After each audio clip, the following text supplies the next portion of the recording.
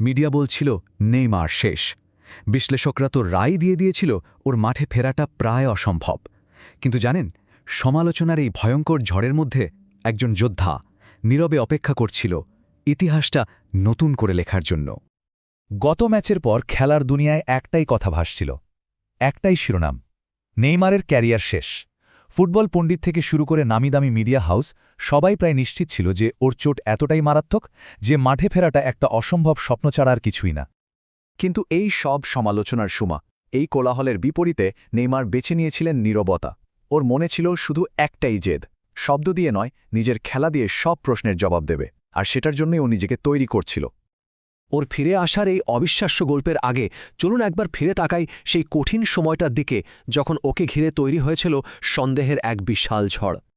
Sports পোর্টালগুলোর পাতায় পাতায় তখন ওর ক্যারিয়ারের শোকগাথা লেখা হচ্ছে। হেডলাইনগুলো যেন চিৎকার করে বলছিল, এই যে বারবার চোট পাচ্ছে, এরপরে নেইমারের পক্ষে আর আগের ফর্মে ফেরা সম্ভবই নয়। সত্যি বলতে গোটা বিশ্ব যেন অধীর আগ্রহে অপেক্ষা করছিল ওর পতনের জন্য। কিন্তু মিডিয়ার এই হইচইয়ের আড়ালে, ক্যামেরা সামনে নয়, চলছিল এক অন্য লড়াই, এক নীরব যুদ্ধ যা কেউ দেখতে পায়নি। ভাবুন একবার, প্রথমে সেই মারাত্মক ইনজুরি, তারপর যন্ত্রণাদায়ক সার্জারি, আর শেষে শুরু হয় সেই কঠিন রিহ্যাব, পুনর্বাসন প্রক্রিয়া। প্রত্যেকটা দিন ছিল শারীরিক কষ্টের, আর তার চেয়েও বেশি ছিল মানসিক ধৈর্যের এক চরম পরীক্ষা। ডাক্তারদের চোখে সন্দেহ, বিশ্লেষকদের কথায় অবিশ্বাস, এই সব কিছুকে সঙ্গী করেই চলছিল ওর সেই অদৃশ্য লড়াইটা। কিন্তু বাইরের এত আওয়াজ, এত সমালোচনা, সবকিছুকে ছাপিয়ে ওর ভেতরের একটা কণ্ঠস্বর গর্জে উঠছিল: আমি ফিরে আসব, এবং ফিরে এসে এই মঞ্চ কাঁপিয়ে দেব। আর এই অদম্য বিশ্বাসটাই ছিল ওর সবচেয়ে বড় অস্ত্র। আর তারপর সেই দীর্ঘ অপেক্ষার অবসান হল। সব বাধা, সব যন্ত্রণা আর সব সন্দেহকে বুড়ো আঙুল দেখিয়ে সেই যোদ্ধা ফিরলেন তার চেনা ময়দানে। যেই মুহূর্তে নেইমারের পা মাঠের সবুজ ঘাসটা ছুল, মনে হল পুরো স্টেডিয়ামের আবহাওয়ায় যেন একটা বিদ্যুতের ঝলক খেলে গেল। দীর্ঘ প্রতীক্ষার শেষ হল। হাজার হাজার দর্শকের সেই অগ্লসিত গর্জন প্রমাণ করে দিচ্ছিল তারা শুধু একজন খেলোয়াড়কে নয়, তাদের নায়ককে ফিরে পেয়েছে। এটা সাধারণ কোনো প্রত্যাবর্তন ছিল না, এটা ছিল সমালোচকদের বিরুদ্ধে ওর নীরব প্রতিশোধের প্রথম মুহূর্ত। কথা অনেক হয়েছে, এবার শুরু হলো মাঠের আসল গর্জন, সেই অবিশ্বাস্য মুহূর্তগুলো যা চিরকাল ইতিহাস হয়ে থাকবে। আর এই তো নেইমারের পায়ে বল, তার প্রথম টাচেই ফিরে এলো সেই পুরনো জাদু, যেন কয়েক মাস নয়, মাত্র কয়েক মুহূর্তের জন্য মাঠের বাইরে ছিল সে। এক টাচ, দুই টাচ, চোখের পলকে ডিফেন্ডারকে পেছনে ফেলে এগিয়ে গেলেন তিনি।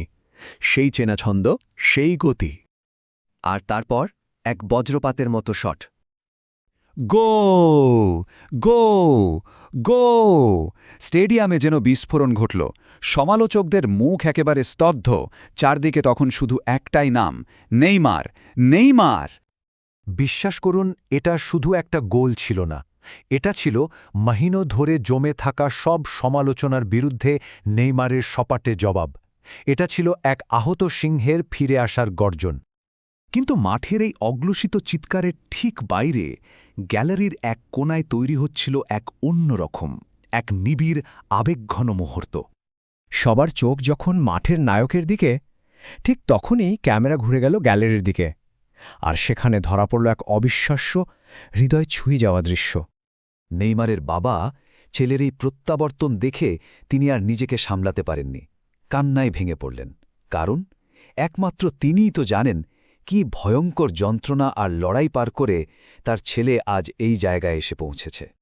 কিন্তু নেইমারের জবাব দেয়া তখনও শেষ হয়নি। গোলের ঠিক কিছুক্ষণ পরেই প্রতিপক্ষের ডিফেন্স ছিঁড়ে দেওয়া তার এক জাদুকরী পাস থেকে এলো আরও একটা গোল। ও প্রমাণ করে দিল ও শুধু ফিরে আসেনি, ও ফিরে এসেছে রাজার মতো। আর ঠিক এভাবেই লেখা হলো এক নতুন ইতিহাস, যা লেখা হয়েছে আগুন দিয়ে, জেদ দিয়ে। সমালোচকরা বলেছিল সে শেষ, সে জবাব দিল এক কিংবদন্তি গোল দিয়ে। ওরা বলেছিল তার কেরিয়ার শেষ, সে জবাব দিল খেলা বদলে দেওয়া একটা অ্যাসিস্ট দিয়ে। আসলে সব উত্তর তো মাঠেই ছিল, এক অবিশ্বাস্য পারফরম্যান্স আর উন্মাতাল এক স্টেডিয়ামের গর্জনে। ওর প্রত্যেকটা চাল, প্রত্যেকটা স্পর্শ আর ওই গোলটা, সবকিছু মিলে একটাই বার্তা দিচ্ছিল। কোনো শব্দের প্রয়োজনই ছিল না, কারণ ওর খেলাটাই ছিল ওর গর্জন। আমি ফিরে এসেছি। আর এটাই সত্যি, কারণ ফুটবল শুধু একটা খেলা নয়, এটা একটা আবেগ, আর নেইমার সেই আবেগের সবচেয়ে সুন্দর, সবচেয়ে জীবন্ত গল্প।